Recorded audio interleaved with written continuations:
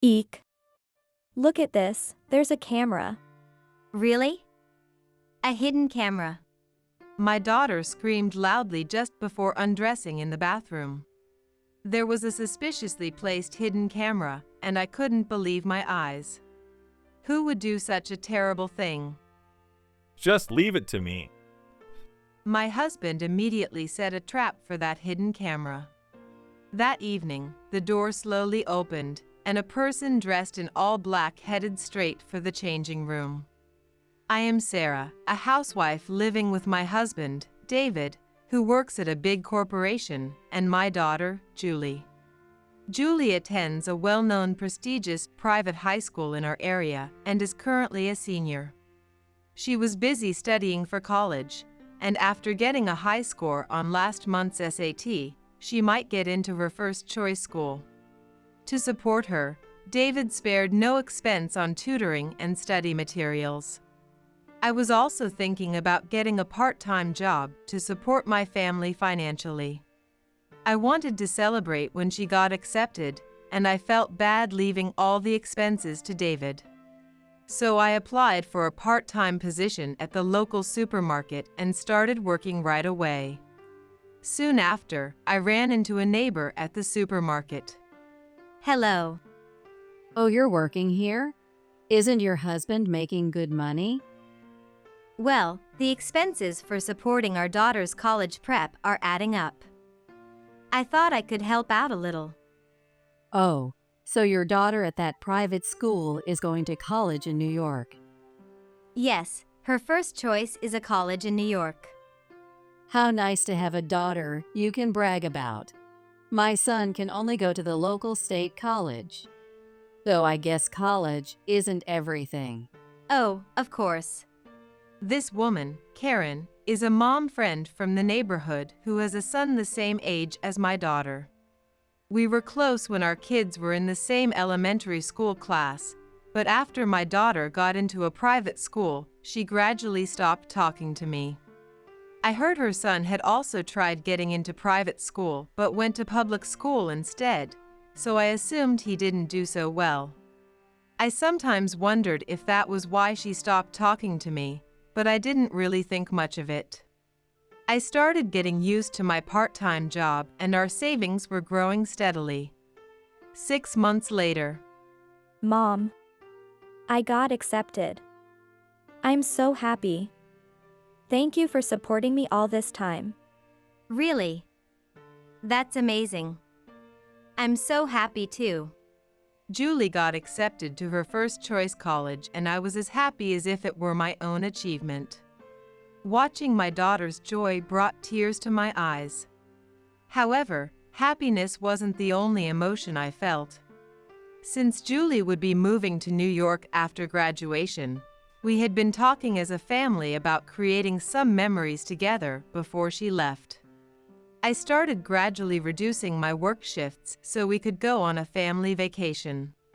One day, Karen approached me again at work. I noticed you haven't been working much lately. Did something happen? Actually, Julie got accepted to college, and we're planning to go on a celebration trip. I'm planning to quit this job, so I'm gradually reducing my shifts. Oh, she got accepted? Yes, she worked really hard. A celebration. Taking a trip just to get into college seems pretty soft to me. What do you mean? It's not like she got into Harvard or anything, right? Well, no, but Cornell is still one of the Ivy League schools.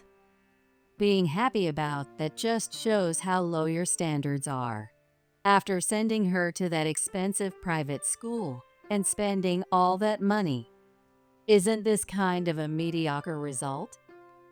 Well, since it was her first choice, we're very satisfied with the result. That just sounds like an excuse to me. If you're going to aim for something, aim for the top. This is just half-baked.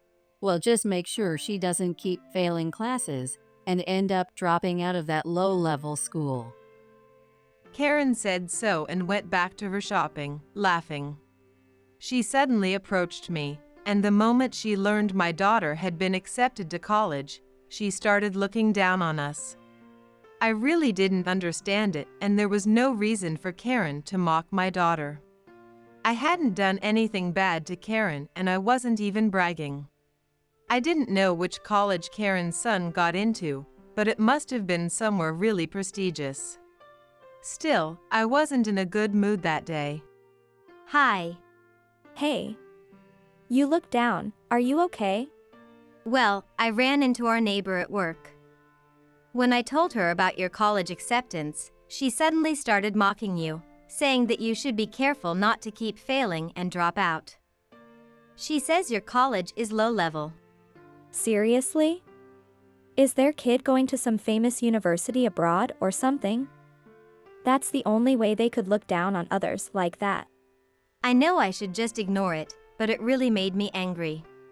I am who I am, and I'm satisfied with my results. After that, I decided not to talk to Karen even if I saw her at the supermarket or in the neighborhood. However, since my shift times were fixed, Karen started coming to the supermarket during those hours. Every time she saw me there, she would mock my daughter about her university choice. Don't you think it's ungrateful of your daughter to go to such an expensive private school? And you're here working this shift every week. What's your daughter doing? Out having fun somewhere. Julie is at school since she hasn't graduated yet. Besides, it's none of your business, is it? When I said this firmly, she just smirked and left.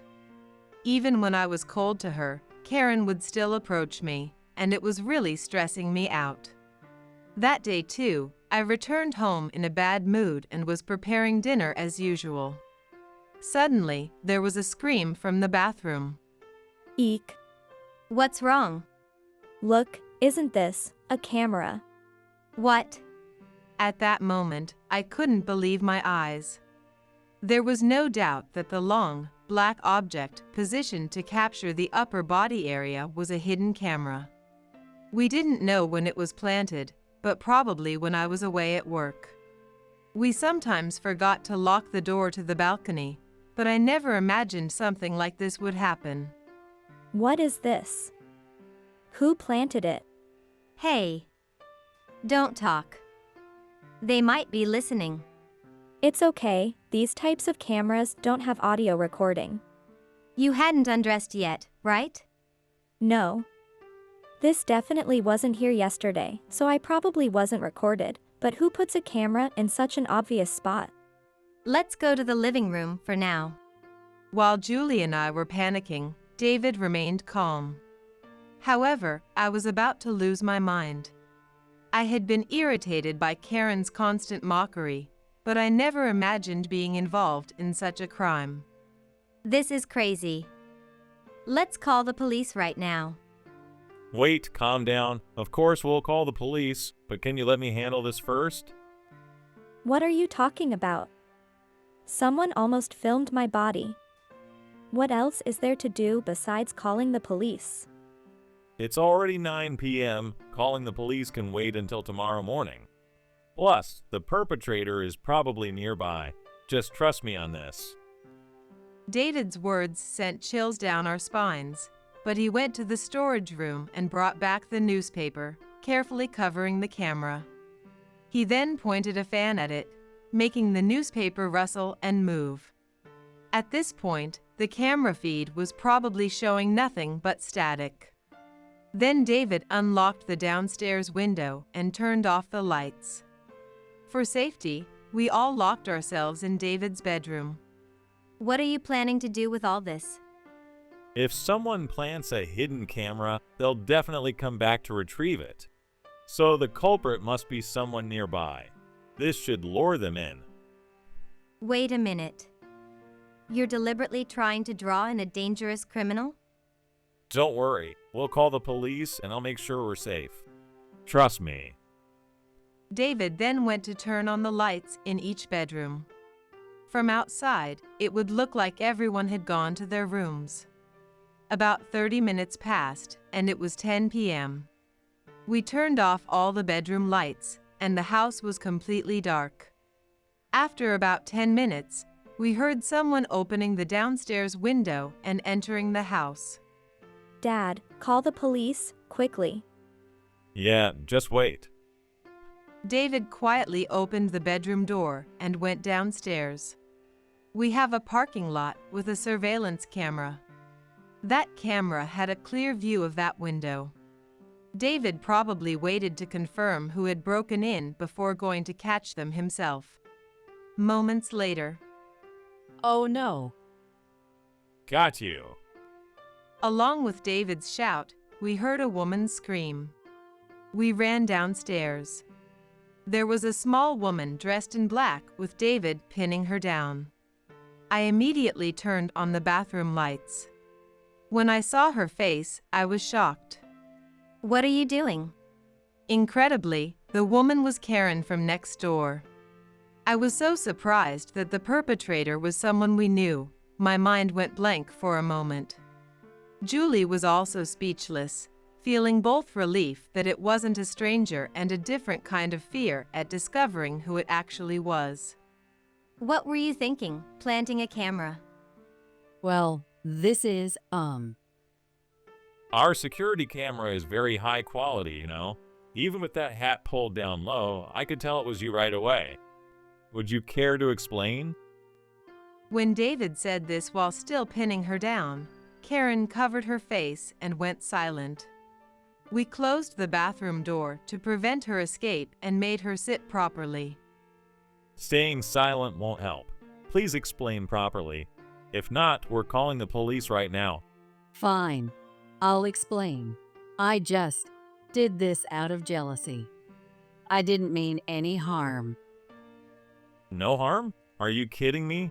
I'm ready to hurt you even if it becomes assault. Someone tried to film my daughter. Tell the truth.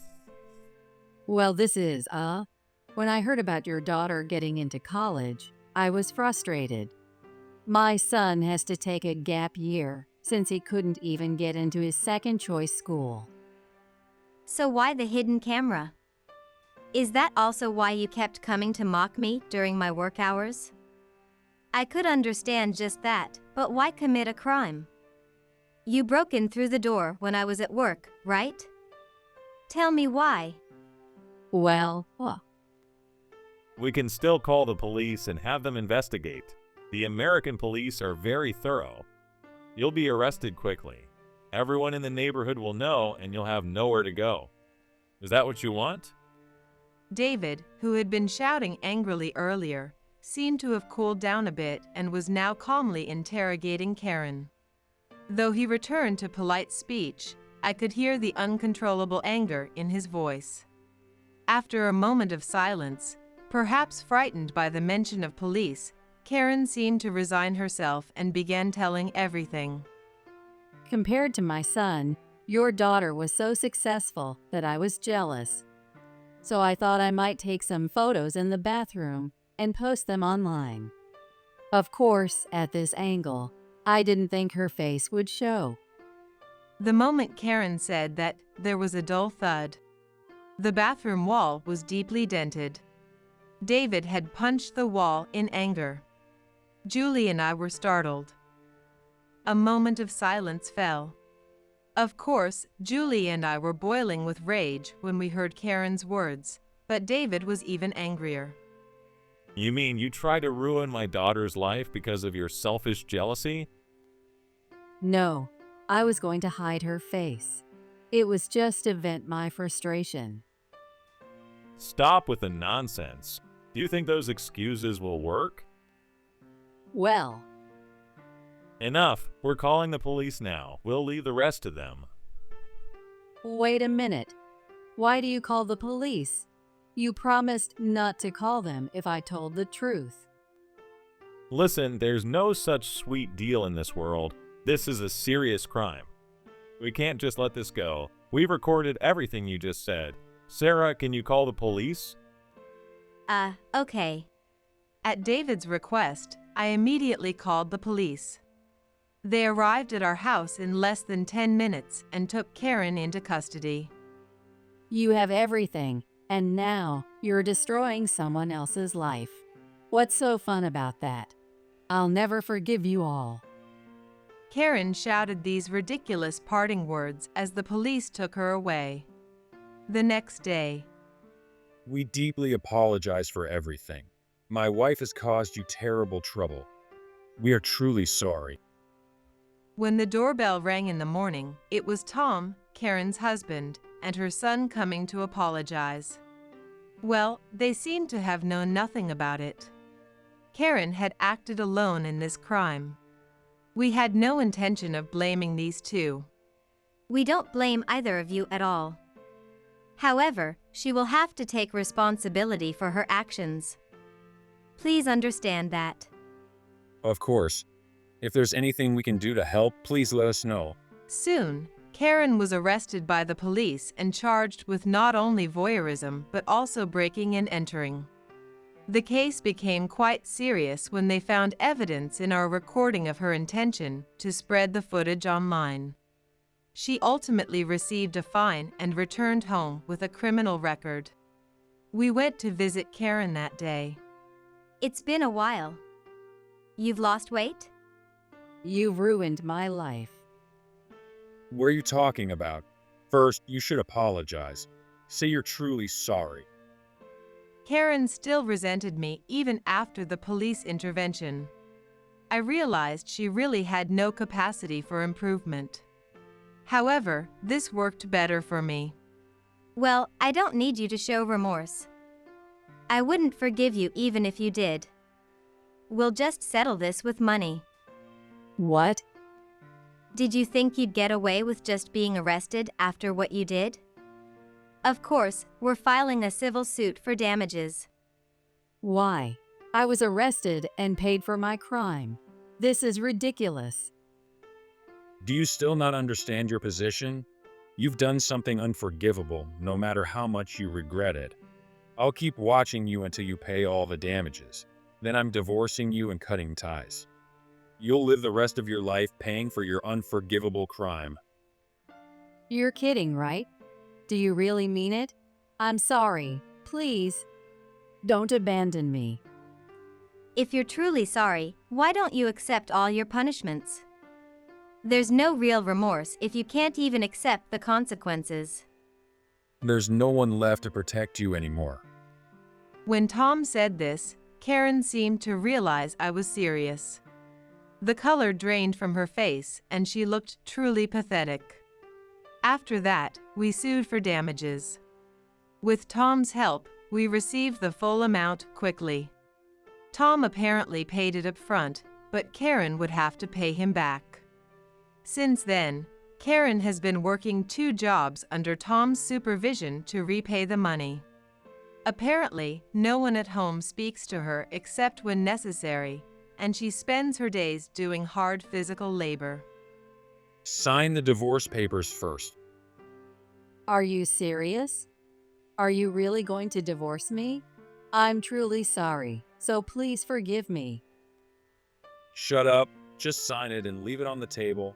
Once she finishes repaying Tom, they'll divorce immediately, and Tom and his son will cut ties with her.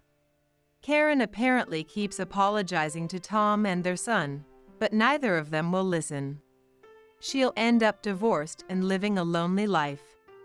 Of course, she has no savings, and she won't be able to do physical labor when she gets older. With a criminal record, she probably won't be able to get a decent job. After Tom divorces her, she'll have to move out.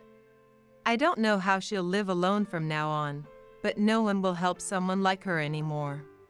By the way, Julie moved to New York, and I'm living happily with David. Of course, we've strengthened our security to make sure nothing like this happens again. If you try to ruin someone else's life, your own life gets ruined. That's just how it works.